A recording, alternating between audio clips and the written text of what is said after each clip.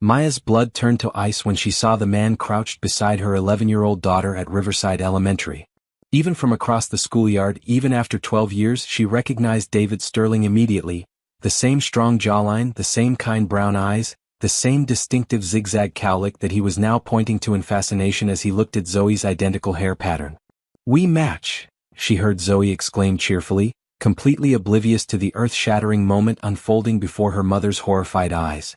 Maya forced herself to walk across that schoolyard, her legs feeling like lead, her heart hammering against her ribs. But as David looked up and their eyes met, she was transported back to a September evening 12 years ago that had changed the course of her entire life. She had been 22 then, adjusting her black dress one final time before stepping into the gleaming ballroom of the Meridian Hotel. The annual Children's Hope Foundation Gala was unlike anything she'd ever experienced. Crystal chandeliers casting dancing shadows across marble floors, the soft murmur of polite conversation mixing with gentle notes from a string quartet. Maya clutched her volunteer coordinator badge, reminding herself she was there to help raise money for underprivileged kids, not to gawk at the wealthy elite. "Maya." Jennifer, the foundation's event director, had called out, hurrying over with a clipboard. "Thank God you're here. We need someone to handle the silent auction table near the back. Can you manage that?" "Of course," Maya had smiled, grateful for something to focus on. She'd been volunteering with Children's Hope for 2 years, ever since her sophomore year at community college. Working with children had always been her calling, even if her tight budget meant she could only afford part-time classes while working at a daycare center. The evening had progressed smoothly until disaster struck.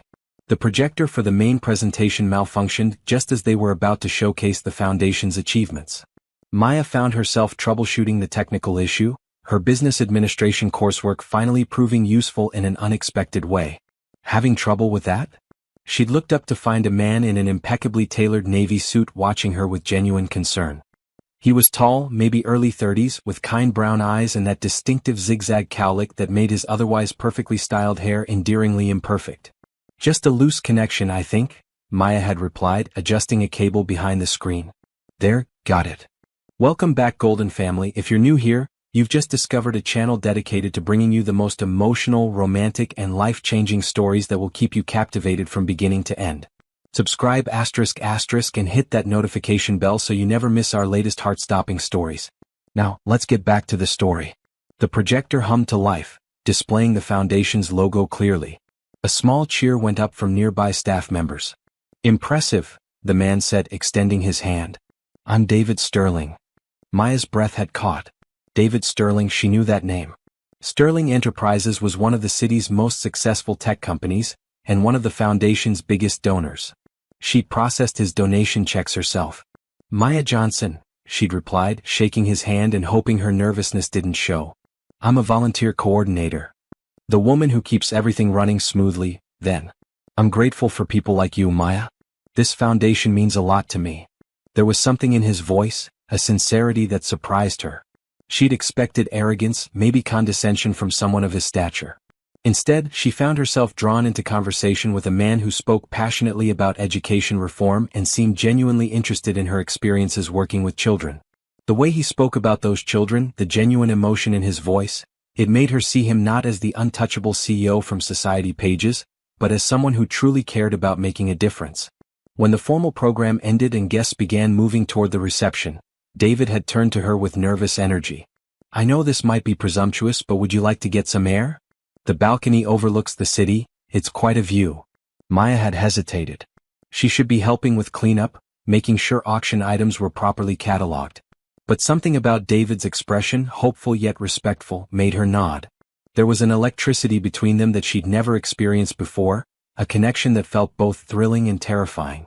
The hotel's terrace was nearly empty, just a few couples enjoying the warm September evening. The city sprawled below them, lights twinkling like earthbound stars. The gentle breeze carried jasmine scent from the hotel's gardens, and somewhere in the distance, soft jazz music drifted from another event. "It's beautiful," Maya had breathed, leaning against the stone railing. "It is," David had agreed, but when she glanced at him, he was looking at her rather than the view. They talked until nearly midnight, and Maya found herself sharing things she'd never told anyone. About her dreams of becoming a social worker, about her fears that she'd never make the kind of difference she wanted to make in the world. David listened with an intensity that made her feel like she was the only person in the universe. "You could do so much good," David had said softly, his voice filled with conviction. "I can see it in the way you talk about the children. They're lucky to have someone who cares like you do." The sincerity in his words made her chest warm.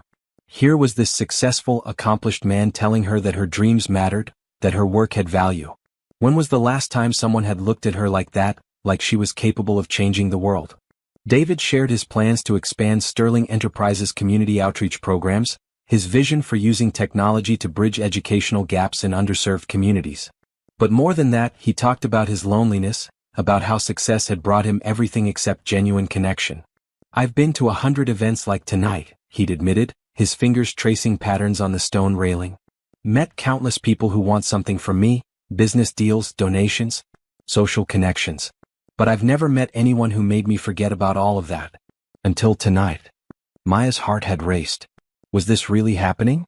Was David Sterling this incredible man who could have anyone really interested in her?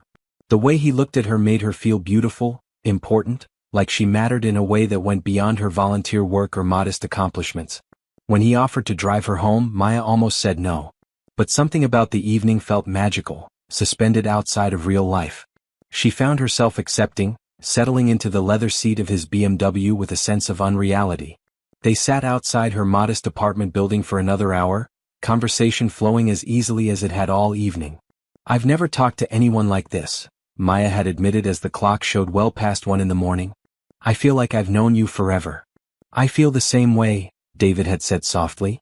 "Maya, I know this might sound crazy, but tonight has been the most real conversation I've had in years." The vulnerability in his voice, the way he looked at her like she was something precious and rare, made Maya's resolve crumble. When he walked her to her door and in the soft glow of the porch light kissed her, it felt like the most natural thing in the world.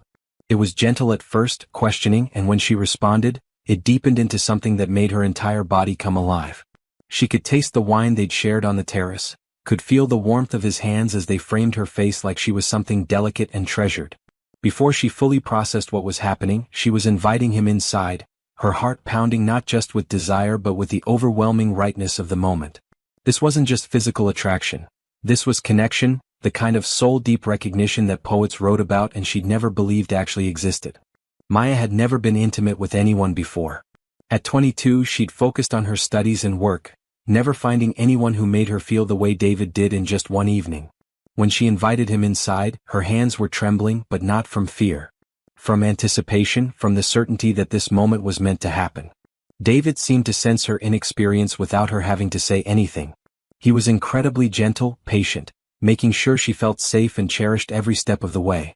His touch was reverent, like he understood the gift she was giving him.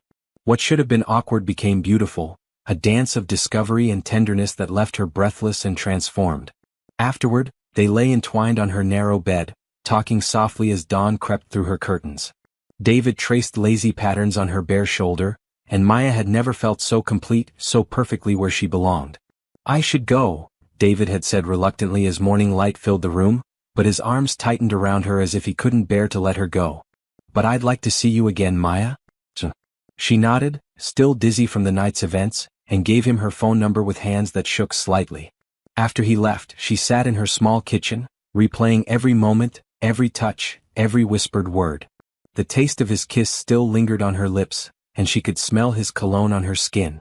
For the first time in her life, Maya understood what it meant to fall completely, irrevocably in love.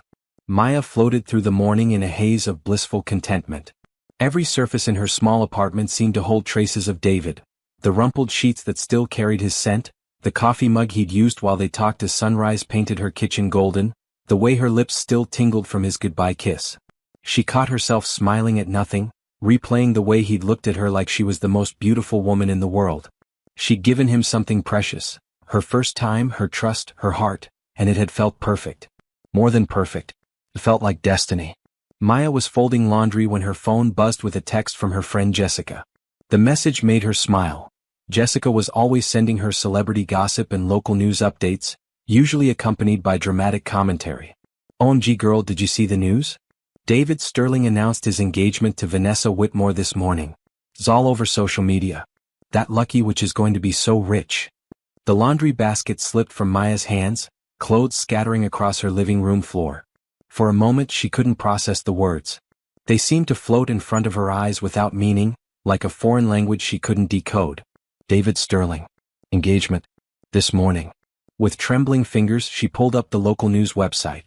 The page loaded slowly, each second stretching into eternity, and then there it was, a glossy photo that made her stomach drop to her feet.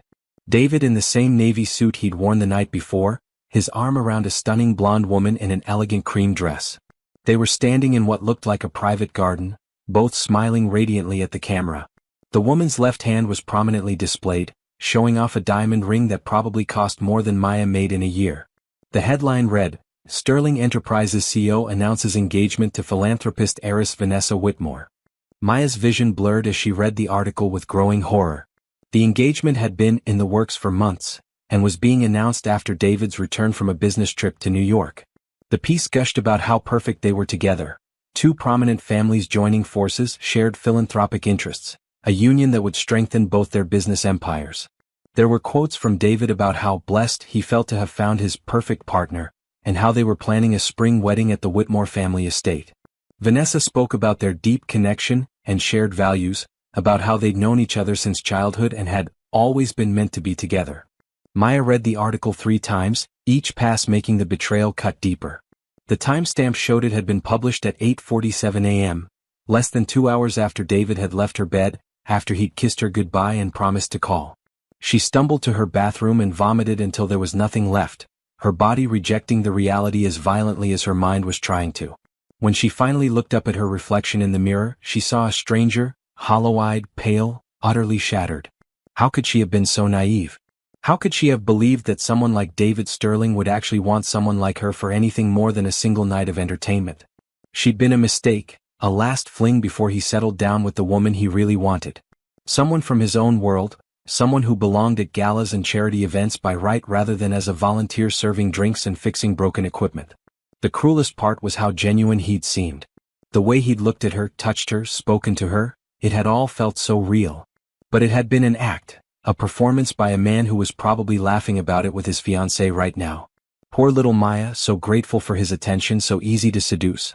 Maya's phone rang, and for one wild moment her heart leaped, thinking it might be David calling to explain, to tell her this was all some terrible mistake. But it was Jessica, her voice bright with excitement. Can you believe it?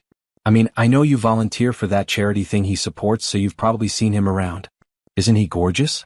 And that ring. I looked it up, it's a 5-carat Tiffany solitaire. Can you even imagine? I have to go, Maya managed, her voice barely above a whisper. Wait, are you okay? You sound weird. I'm fine. Just tired. I'll call you later. Maya hung up and immediately deleted David's number from her phone, her fingers shaking so badly she could barely hit the right buttons. She couldn't bear the thought of him calling, of having to hear his voice making excuses or worse, pretending nothing had happened between them. She spent the rest of the day in a fog of humiliation and heartbreak. Every time she closed her eyes she saw that photo, David's arm around Vanessa, both of them glowing with happiness. The happiness that should have been hers, that she'd been foolish enough to believe could be hers. The worst part was how thoroughly she'd given herself to him. Not just her body but her heart, her trust. She'd shared things with him that she'd never told anyone, had let him see parts of her soul that she'd kept carefully guarded. And he'd taken it all, used it all, then walked away to announce his engagement to someone else.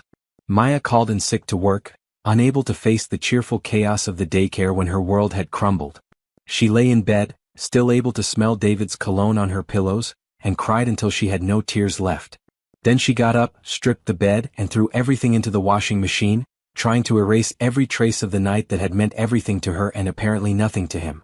Over the next few days the engagement dominated the local society pages. Photos of David and Vanessa at various events, details about their upcoming spring wedding, speculation about the merger between their families' business interests. Maya tortured herself reading every article, analyzing every photo of his smiling face for some sign that he regretted what had happened between them. There was nothing. He looked genuinely happy, completely at peace with his decision. In one particularly painful interview, he spoke about how he'd never been more certain of anything, and how Vanessa was everything he'd ever wanted in a partner. Maya realized she needed to disappear, to start over somewhere David Sterling would never accidentally encounter her again. She couldn't bear the thought of running into him at a charity event, of having to smile and pretend that night had never happened while he stood beside his beautiful fiancée. She found a smaller apartment across town, gave notice at her current job, and enrolled in different classes under her middle name. If David ever tried to find her, which seemed unlikely, he'd discover that Maya Johnson had simply vanished. 3 weeks into her new life, as she was trying to rebuild some semblance of normalcy, the nausea started. At first, Maya told herself it was stress. She was working double shifts at a new daycare to save money for next semester's tuition, and her body was probably just rebelling against the pace and the emotional trauma. But when she missed her period, something that had never happened, a cold dread settled in her stomach. She bought the pregnancy test on a Tuesday evening, her hands shaking as she placed it on the counter next to milk and bread, trying to look casual while her world tilted on its axis. The cashier, a bored teenager, didn't even glance at her purchases. Back in her new apartment, Maya stared at the test box for 20 minutes before finally opening it. The instructions seemed impossibly complicated through her panic, but eventually she managed to follow them. The 2 pink lines appeared almost instantly. Maya stared at the test for a full 10 minutes as if willing the lines to disappear. But they remained stark and undeniable. She was pregnant with David Sterling's baby, a man who was engaged to someone else and had probably forgotten her name by now. The irony was devastating. She'd given him her virginity, her heart, her complete trust, and now she was carrying his child while he planned his wedding to another woman. The baby would be a constant reminder of the most beautiful and most painful night of her life. Maya sank to her bathroom floor, the positive test clutched in her trembling hands, and made a decision that would shape the next 12 years of her life. She would keep this baby, but David Sterling would never know. He'd made his choice and it wasn't her. She wouldn't be the desperate woman who tried to trap a wealthy man with an unwanted pregnancy. She would raise this child alone, with love and dignity, and David Sterling would remain nothing more than a beautiful, painful memory. 2 months into her pregnancy, as morning sickness made her workdays at the daycare increasingly challenging, Maya made a decision that surprised even herself. She was keeping the baby. Despite her limited resources, despite the challenges ahead, she couldn't bring herself to end this pregnancy. Maybe it was the way her heart raced every time she thought about the tiny life growing inside her. Or maybe it was remembering how David had spoken about his own difficult childhood and wanting to give this child the love and stability he'd missed. But she wouldn't tell him. What was the point? He was building a life with someone else, someone who belonged in his world. The last thing he needed was a complication from a one-night stand, and the last thing Maya needed was to be seen as some kind of opportunist trying to trap a wealthy man. She would handle this alone, the way she'd handled everything else in her life. Maya threw herself into preparation with the same determination she brought to everything else. She applied for every scholarship and assistance program she could find, eventually securing enough aid to continue her education part-time.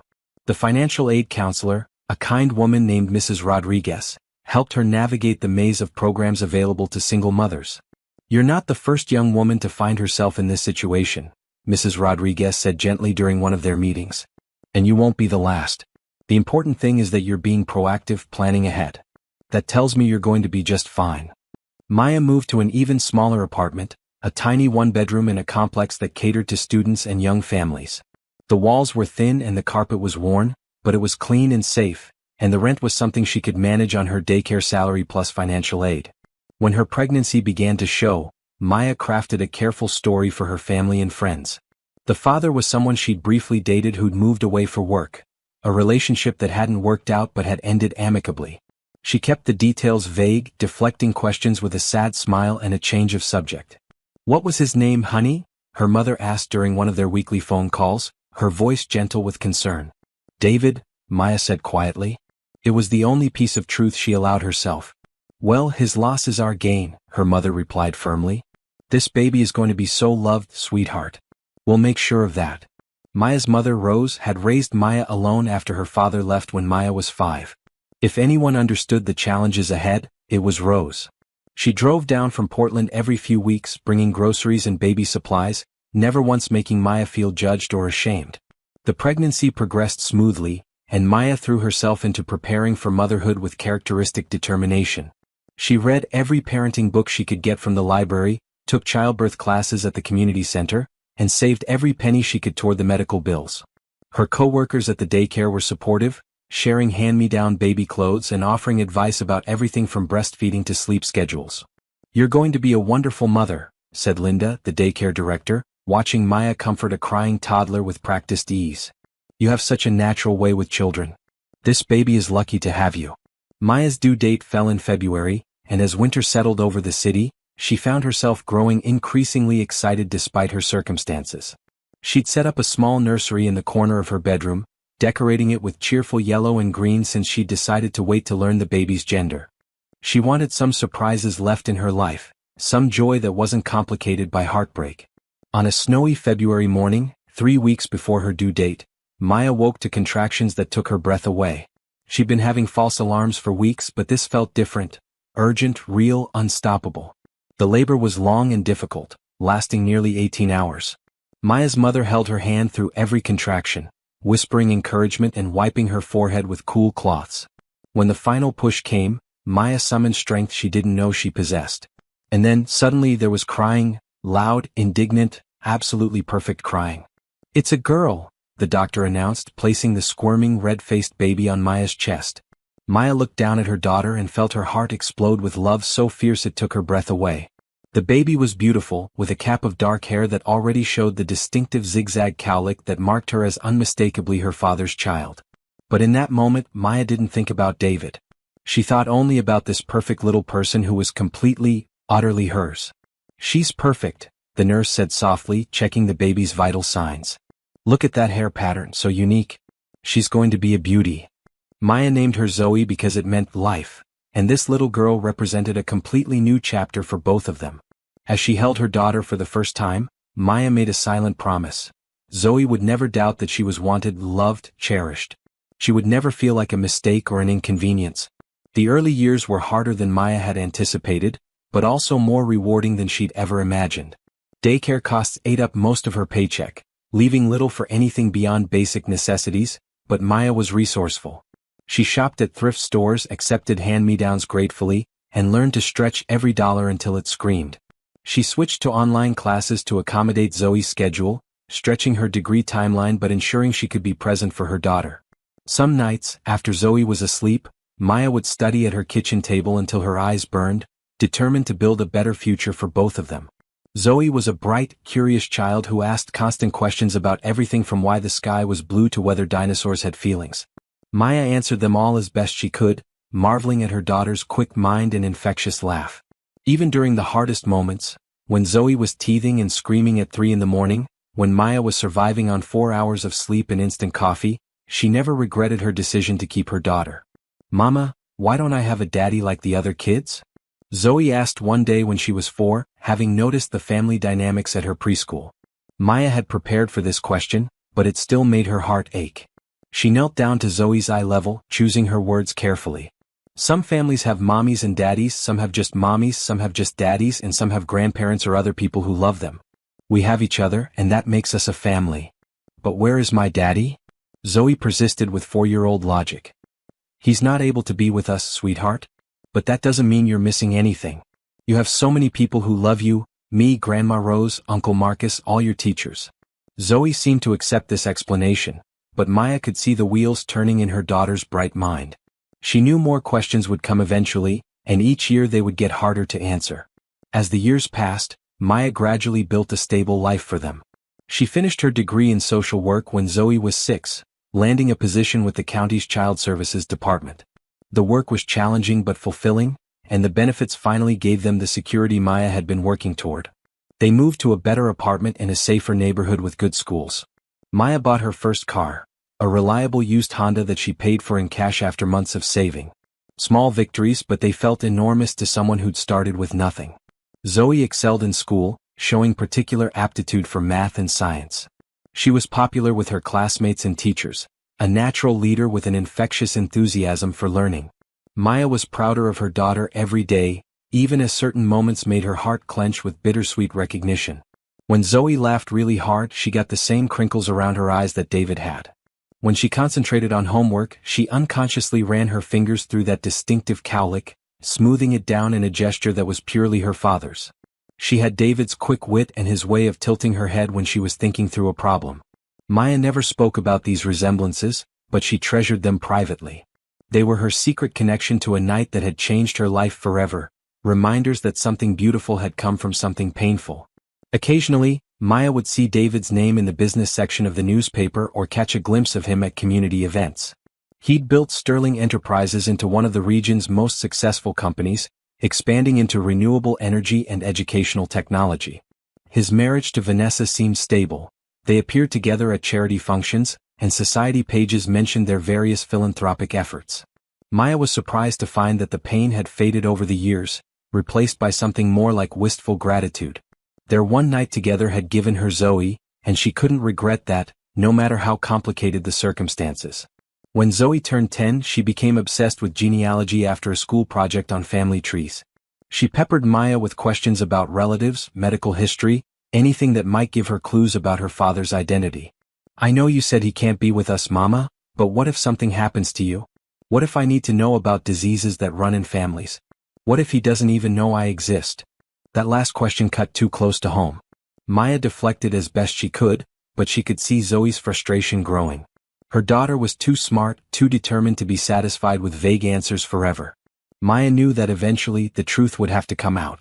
She just hadn't expected it to happen on an ordinary Tuesday afternoon at Riverside Elementary, when her carefully constructed world would collide with the past she tried so hard to leave behind.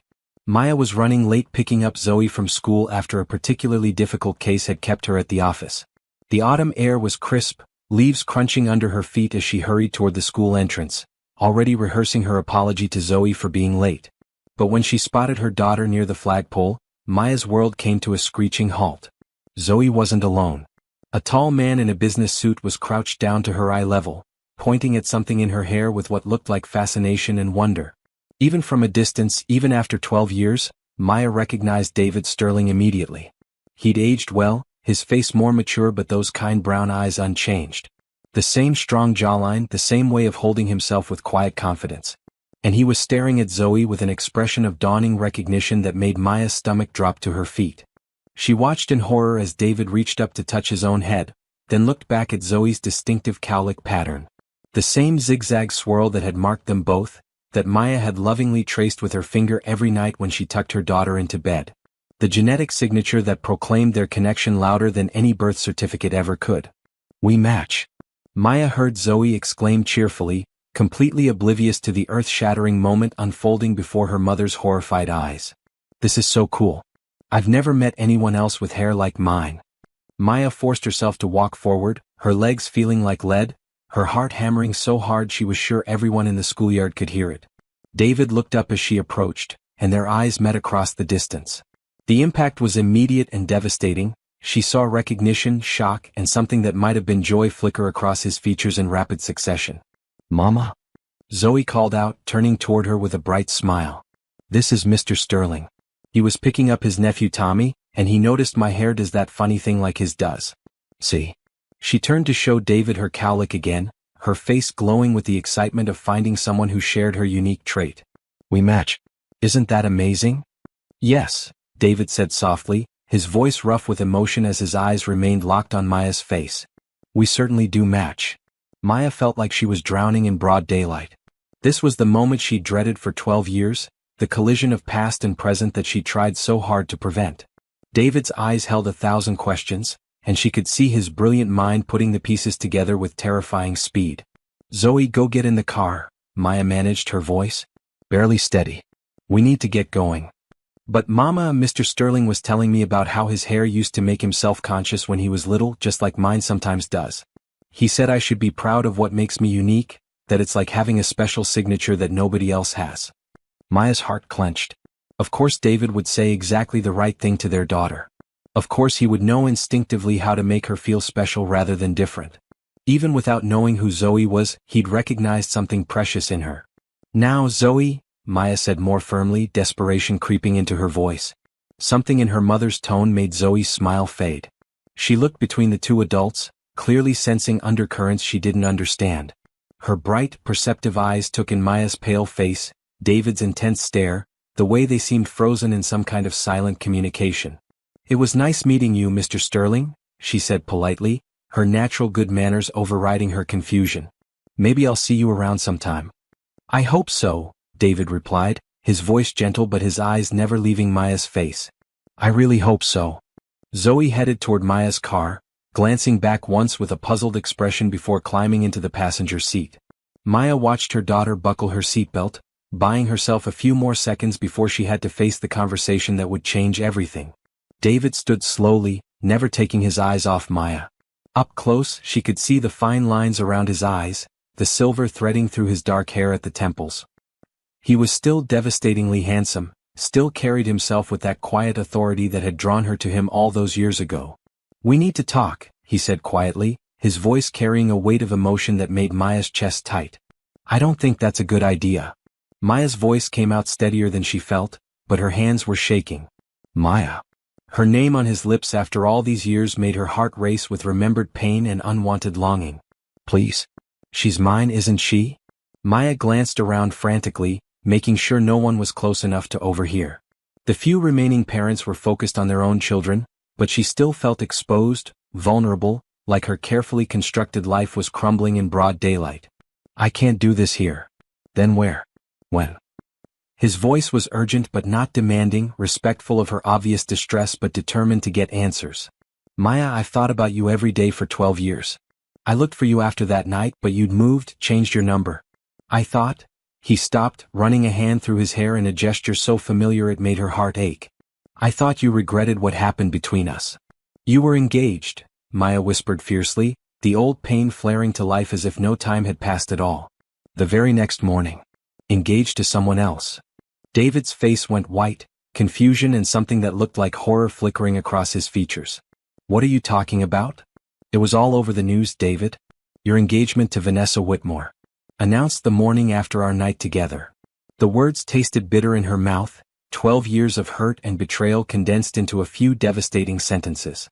For a long moment, David just stared at her, his expression cycling through confusion, realization, and what looked like grief. When understanding finally dawned in his eyes, it was followed immediately by something that looked like devastation. "Oh Maya. No. That engagement had been arranged by our families for months, announced while I was supposedly on a business trip. I broke it off 3 days later when I realized I couldn't marry her, couldn't stop thinking about you. The whole thing was called off within a week."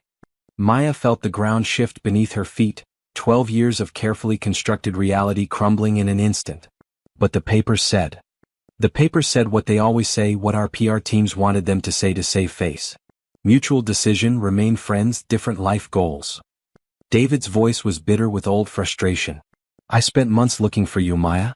I went to every Children's Hope event hoping you'd be there. You disappeared completely. I moved across town. Changed my phone number. Started using my middle name at work." Maya's voice came out barely above a whisper. "I thought you were married." "I've never married anyone. Never even came close." David looked toward the car where Zoe was waiting, her face pressed against the window watching them with obvious curiosity. "She's 11? Maya nodded, unable to speak around the lump in her throat. "Her name? Zoe. Zoe Johnson. She's beautiful. She looks like you, but that hair." David's voice cracked slightly. "I used to hate this cowlick when I was a kid. Kids made fun of it, called me Wheatfield head because of the way it grows in that zigzag pattern. But seeing it on her, Maya, she's perfect." "I know." Tears were threatening now, and Maya blinked them back fiercely. "David, I need time to think about this. She doesn't know who you are. What have you told her about her father? That he couldn't be with us. That he doesn't know she exists." Maya met his eyes, seeing her own pain reflected there. "I never wanted her to feel abandoned or unwanted. But I do want her. I want both of you. I've wanted that since the night we met." The simple sincerity in his voice nearly broke Maya's composure entirely. "I can't just drop this news on her, David. She's a child. She has questions, but she's also scared of change. And Maya's voice caught. "I don't know how to do this. I've been her only parent for 12 years. I'm not asking you to give that up. I'm asking you to let me be part of it. To let me try to make up for lost time, for the support you should have had all along." David pulled out his business card, wrote something on the back and handed it to Maya. "That's my personal number. Please think about what I've said." "And Maya?" He paused, looking toward Zoe again. "Thank you. For giving her life, for raising her alone when you thought I'd abandoned you both. Thank you for making sure she knows she's loved." Maya clutched the card, her hands shaking. "This is complicated, David." "I know. But some things are worth the complications." He walked away then toward a sleek sedan where a young boy was waiting. Maya watched him go, her mind reeling with everything that had just happened. 12 years of assumptions, shattered in the span of a 10-minute conversation. 12 years of believing she'd been betrayed, when the truth was so much more complicated. "Mama?" Zoe's voice called from the car. "Are you okay? You look like you're going to cry." Maya wiped her eyes and forced a smile as she got into the driver's seat. "I'm fine, baby. Just thinking about work stuff." That night, after Zoe was asleep, Maya sat in her kitchen staring at David's business card. She thought about the past 12 years, the struggles and triumphs she'd faced alone. She thought about Zoe's questions about her father, her growing desire to understand where she came from. Most of all, she thought about the look in David's eyes when he'd said he'd never stopped thinking about her, that he'd looked for her for months. The pain in his voice when he'd realized what she'd believed all these years. Maybe it was time to stop protecting them all from the truth. Maybe it was time to find out what kind of family they could build together, complicated as it might be. Maya picked up her phone and before she could lose her nerve, typed a simple message, "Coffee tomorrow? We have a lot to talk about." The response came within minutes. "Thank you. Name the place and time. I'll be there." For the first time in 12 years, Maya allowed herself to hope that their story might have a happy ending after all. Maya arrived at the small cafe 15 minutes early, choosing a corner table where they could speak privately. She ordered coffee she didn't want and watched the door, her stomach churning with nervous energy. When David walked in, scanning the room until his eyes found hers, Maya felt that same electric jolt of recognition that had hit her 12 years ago. He looked tired, like he hadn't slept either. His usually perfect hair was slightly disheveled, and there were new lines of stress around his eyes. But when he saw her, his face softened with something that looked like relief. "Thank you for agreeing to meet," he said as he sat down across from her. "I wasn't sure you would." "I wasn't sure I would either," Maya admitted. "But Zoe deserves to know the truth." "We both do." David ordered coffee and they sat in awkward silence for a moment, 12 years of separation stretching between them like a chasm. Finally, David spoke. "Tell me about her. About Zoe. What's she like?" Maya's face softened as she thought about her daughter. "She's incredible. Brilliant, curious about everything. She wants to be a marine biologist one day or maybe an astronaut. It changes depending on what documentary she's watched recently.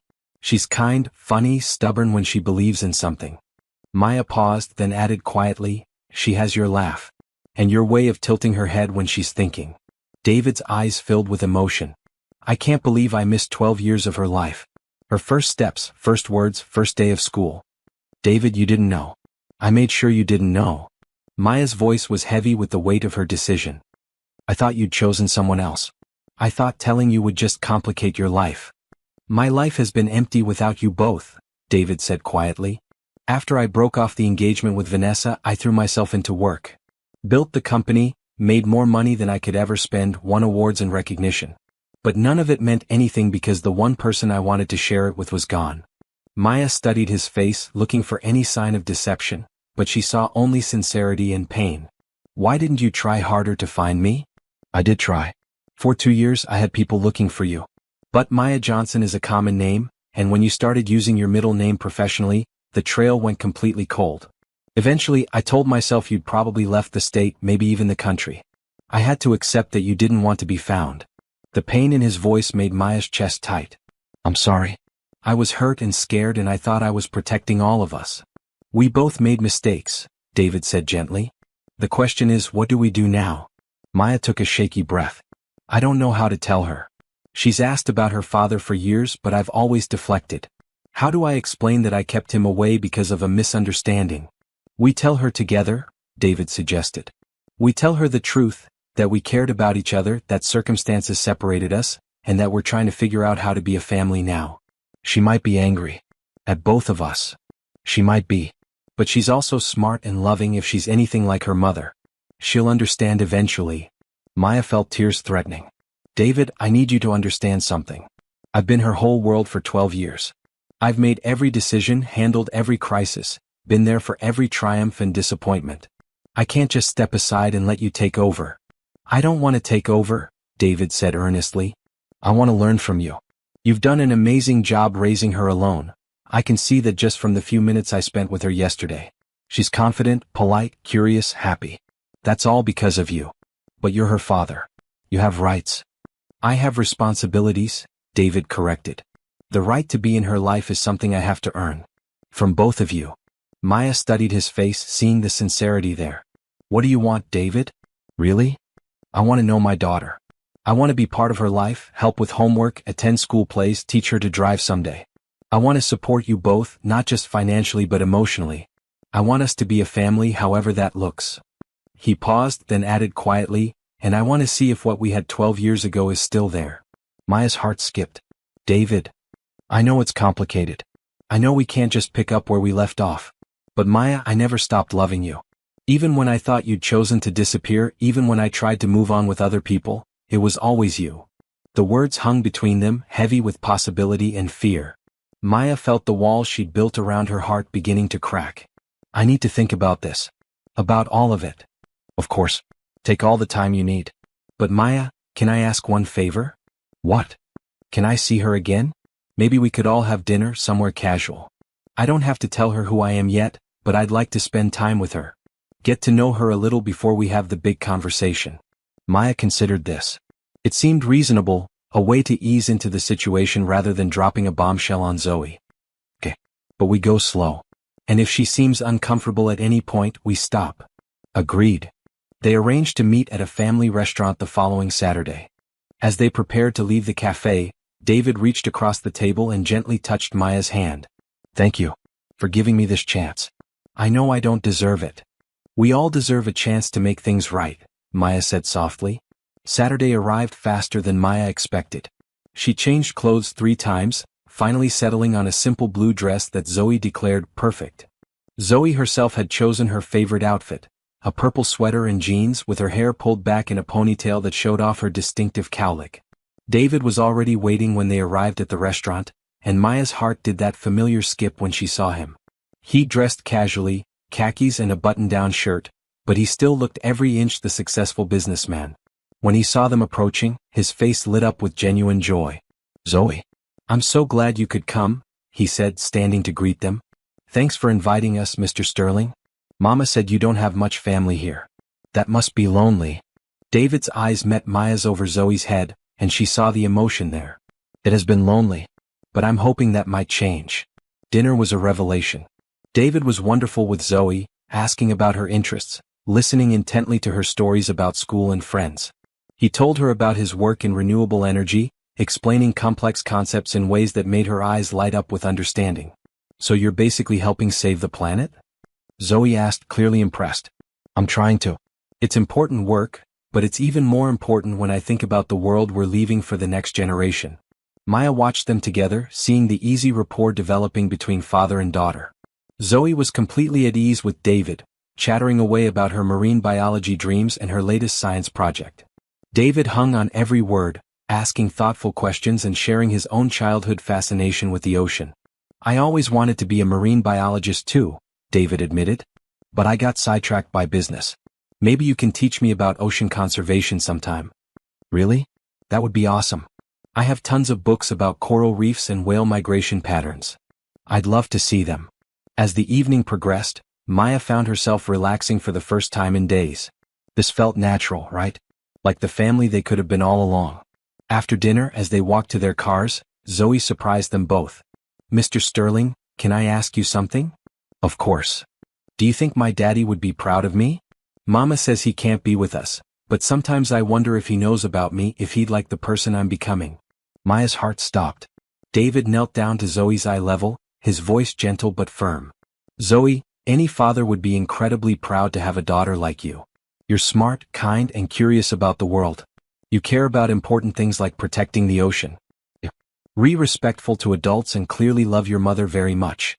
Trust me, your father would be the proudest man in the world. Zoe beamed at him.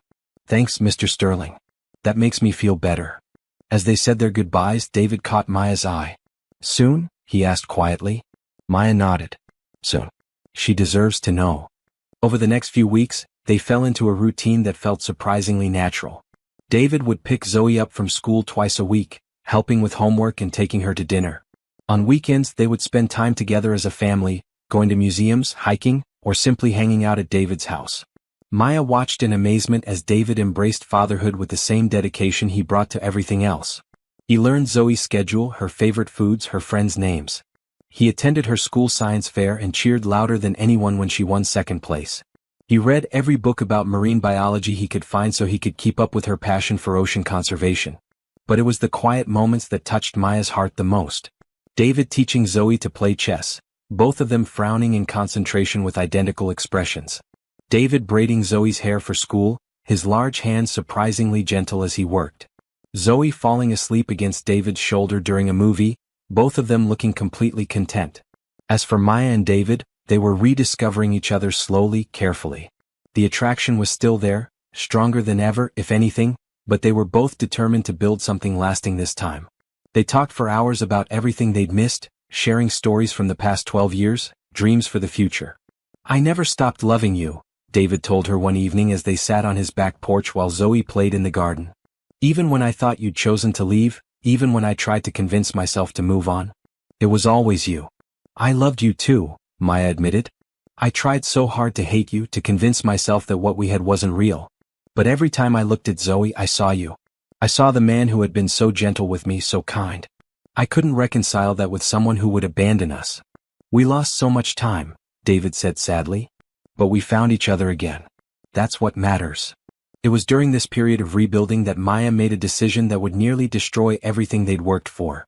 She decided it was time to tell Zoe the truth about her father. But before she could arrange the conversation with David, fate intervened in the cruelest possible way. Maya was at work when her assistant knocked on her door, looking troubled. "Maya, there's a courier here with some legal documents for you. He says you need to sign for them personally." Maya's blood ran cold as she accepted the certified envelope. The Sterling family law firm's letterhead was embossed in gold, and the contents were devastating.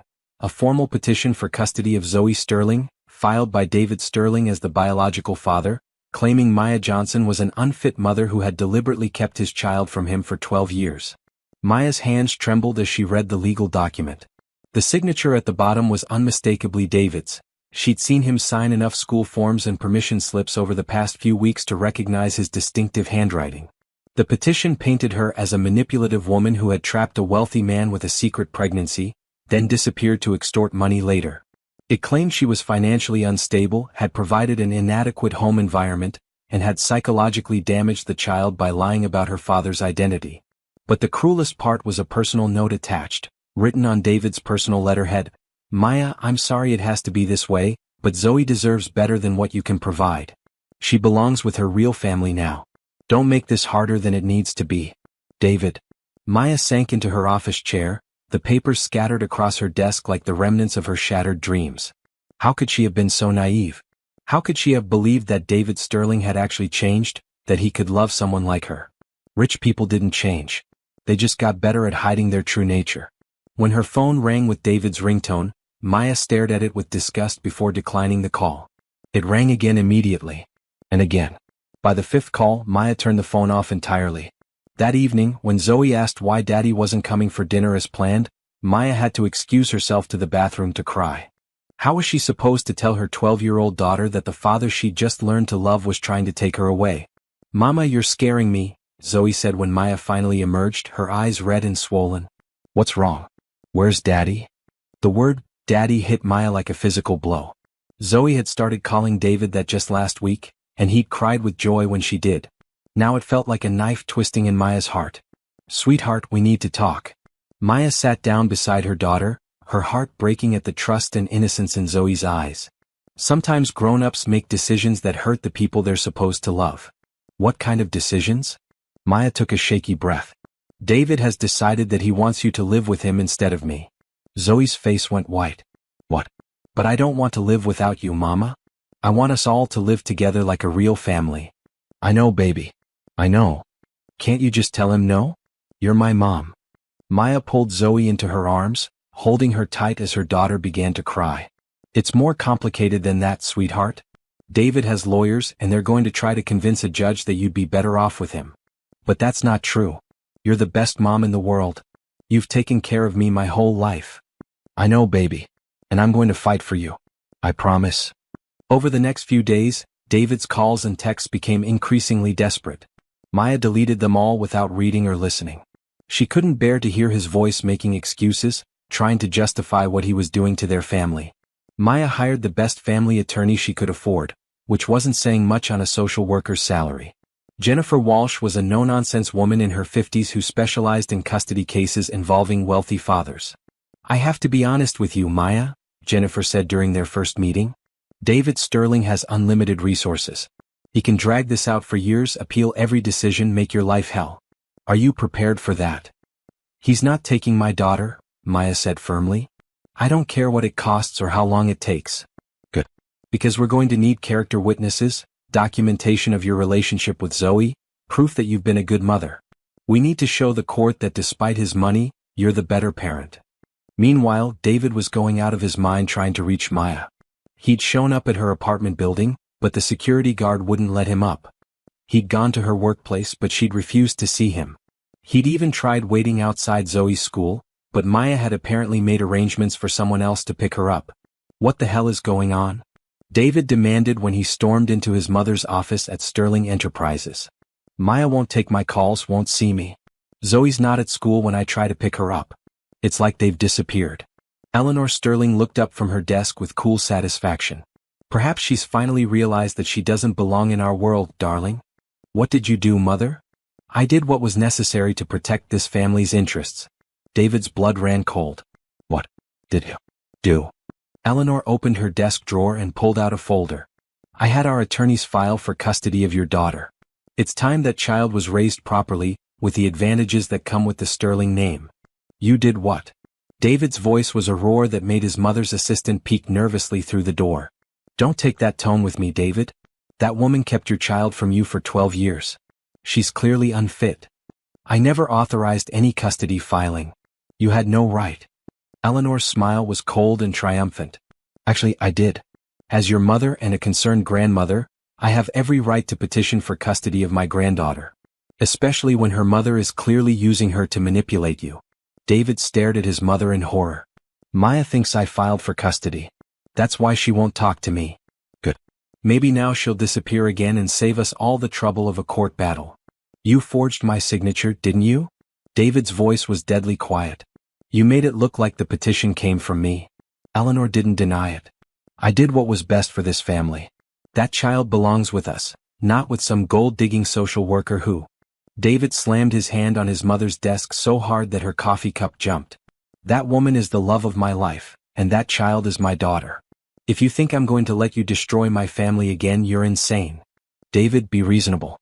Think about what you're throwing away." "I'm not throwing anything away. I'm choosing what matters." David straightened his tie, his decision crystallizing with perfect clarity. "I'm going to that hearing, Mother. And I'm going to tell the judge exactly what kind of people you really are." Eleanor's face went pale. "You wouldn't dare." "Watch me." The family court hearing was scheduled for a gray Monday morning in November. Maya sat in the sterile courtroom beside her attorney, trying to keep her hands from shaking. Across the aisle, the Sterling family's legal team occupied an entire row, 3 attorneys in expensive suits, armed with briefcases full of documents designed to prove she was an unfit mother. Eleanor Sterling sat in the front row behind her lawyers, dressed in an elegant navy suit that probably cost more than Maya's monthly salary. Her silver hair was perfectly styled, her makeup flawless, every inch the picture of refined wealth and respectability.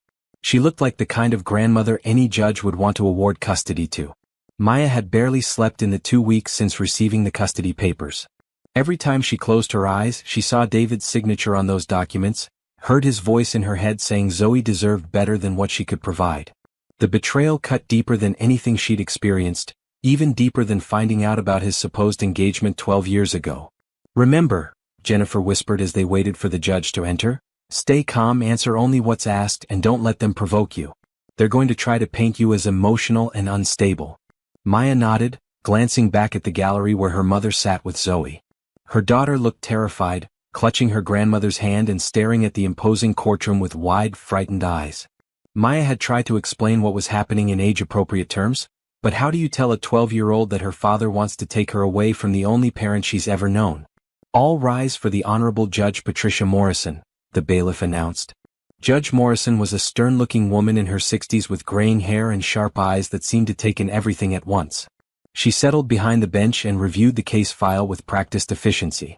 This is a petition for custody modification in the matter of Sterling versus Johnson, regarding the minor child Zoe Johnson, Judge Morrison began. I understand this is an unusual case involving a child whose paternity was recently established. Mr. Hendricks, you may present your opening statement on behalf of the petitioner. The lead Sterling attorney, a silver-haired man who radiated expensive confidence, stood and approached the bench. Your Honor, this case is about a child who has been deliberately kept from her father's family for 12 years. My client, Mrs. Eleanor Sterling, is seeking custody of her granddaughter Zoe on behalf of her son, David Sterling, who only recently discovered the child's existence. Maya's stomach churned as Hendricks painted her as a manipulative woman who had trapped a wealthy man and then disappeared to avoid responsibility. He spoke about the Sterling family's resources, their ability to provide Zoe with the best education, healthcare, and opportunities that money could buy. The respondent, Ms. Johnson, is a single mother working as a social worker, living in a modest apartment with limited means. While we don't question her love for the child, love alone cannot provide the advantages that the Sterling family can offer. This child deserves to know her heritage, to be raised with the privileges and opportunities that come with the Sterling name. When it was Jennifer's turn, she stood with quiet dignity. Your Honor, this case is not about money or privilege. It's about a mother who has raised her daughter alone for 12 years, providing a loving, stable home environment. Zoe Johnson is a happy, well-adjusted child who excels in school and has strong bonds with her mother and extended family. To remove her from the only home she's ever known would be traumatic and harmful to her well-being. The proceedings continued with witness testimony. Eleanor Sterling took the stand first, presenting herself as the concerned grandmother who only wanted what was best for her granddaughter. She spoke eloquently about the Sterling family's philanthropic work, their commitment to education, their desire to provide Zoe with opportunities she could never have otherwise. Mrs. Sterling, Jennifer said during cross-examination, when did you first learn of Zoe's existence? Approximately 3 weeks ago when my son informed the family. And how long after learning about her did you file this custody petition? Eleanor's composure slipped slightly. We felt it was important to act quickly in the child's best interests. So within days of learning you had a granddaughter, your first instinct was to try to take her away from her mother? Objection, Hendricks called out. Argumentative. Sustained, Judge Morrison ruled, but Maya could see the judge was paying close attention. Maya's turn on the stand was grueling. The Sterling attorneys questioned every aspect of her life. Her finances, her work schedule, her dating history, her decision to keep Zoe's paternity secret. They made her sound irresponsible, vindictive, and motivated by greed. Ms. Johnson, Hendricks said with barely concealed disdain, isn't it true that you only revealed Mr. Sterling's paternity when you discovered his wealth and success? No, that's not true. I never intended to tell him at all. We only met by accident at Zoe's school. How convenient. And now you're engaged to Mr. Sterling, correct? Maya's heart clenched. We were engaged. That's over now. Because he chose his family's interests over yours? Objection. Jennifer stood quickly. Relevance. I'll allow it, Judge Morrison said, her eyes fixed on Maya. Maya took a shaky breath. Because I discovered he filed for custody behind my back while pretending to love us both. The courtroom was silent except for the scratch of the court reporter's fingers on her machine. Maya could feel Eleanor Sterling's satisfied smile from across the room. As the morning wore on, Maya felt her hopes slipping away. The Sterling attorneys were skilled, their arguments polished, their resources unlimited. How could she compete with that? Then, just as Judge Morrison was about to call for a lunch recess, the courtroom doors burst open. David Sterling strode down the center aisle, his face thunderous, his usually perfect appearance disheveled. His tie was askew, his hair messed from running his hands through it, and his eyes blazed with fury. Your Honor, he called out, his voice carrying clearly through the stunned courtroom. I need to address this court immediately. The entire room erupted. Eleanor Sterling went white as a sheet. The attorneys began talking over each other. Judge Morrison banged her gavel repeatedly. Order. Order in my courtroom. Judge Morrison's voice cut through the chaos. Mr. Sterling, I presume? You're out of order. Take a seat and wait your turn. Your Honor, with all due respect, I can't wait. This entire proceeding is based on fraud. David's voice was steady now, but Maya could see the rage simmering beneath the surface. I never filed for custody of my daughter. I never authorized any legal action against Ms. Johnson. My signature was forged. The courtroom exploded again. Eleanor Sterling looked like she might faint. Hendricks was frantically whispering to his colleagues. Maya felt her world tilt as David's words sank in. "Mr. Sterling," Judge Morrison said sternly, "these are serious allegations. Are you saying you did not sign the custody petition?" "That's exactly what I'm saying, Your Honor. My mother forged my signature and filed this petition without my knowledge or consent. I've been trying to reach Ms. Johnson for 2 weeks to explain, but she understandably won't speak to me because she believes I betrayed her." David turned to look directly at Maya, his eyes filled with pain and desperation. "Maya, I would never try to take Zoe away from you. You're the most incredible mother I've ever seen. Our daughter is lucky to have you, and so am I." Maya felt tears streaming down her face as the truth crashed over her. David hadn't betrayed them. He'd been as much a victim of his mother's manipulation as they had been. Judge Morrison was studying the custody documents with new interest. "Mr. Hendricks, did your client inform you that she was filing this petition without her son's knowledge?" Hendricks looked like he wanted to disappear into the floor. "Your Honor, we were led to believe that Mr. Sterling was unable to file personally due to business commitments." "That's a lie," David said flatly. "My mother told me nothing about this filing. I discovered it purely by accident when I confronted her about why Maya wouldn't speak to me." Eleanor Sterling finally found her voice. "David, you don't understand what that woman is doing to you."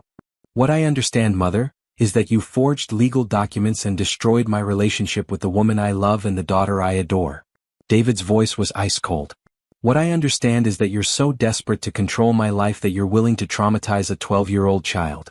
Judge Morrison set down the documents and fixed Eleanor Sterling with a withering stare. "Mrs. Sterling, if these allegations are true, you have committed fraud upon this court. Mr. Hendricks, I'm dismissing this petition immediately. Furthermore, I'm ordering an investigation into the circumstances of this filing." "Your Honor," David said, his voice gentler now, "I'd like to make a statement for the record." "Proceed." David looked at Maya, then at Zoe in the gallery, then back at the judge. "Your Honor, I love Maya Johnson and our daughter Zoe more than anything in this world. Maya has been an extraordinary mother, raising our daughter alone while I was absent through no fault of my own.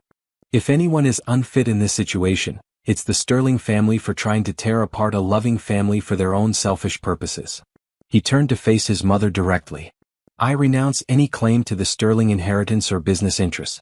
I choose my real family, Maya and Zoe, over the people who would hurt them." The courtroom was dead silent. Eleanor Sterling looked like she'd been slapped. Maya was crying openly now, her heart breaking and healing simultaneously.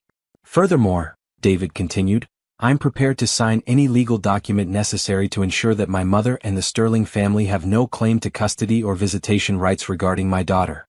They've proven today that they cannot be trusted with a child's well-being."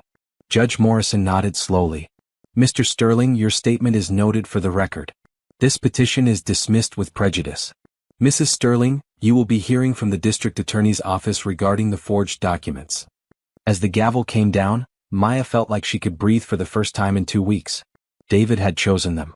He'd chosen love over money, family over fortune, truth over manipulation.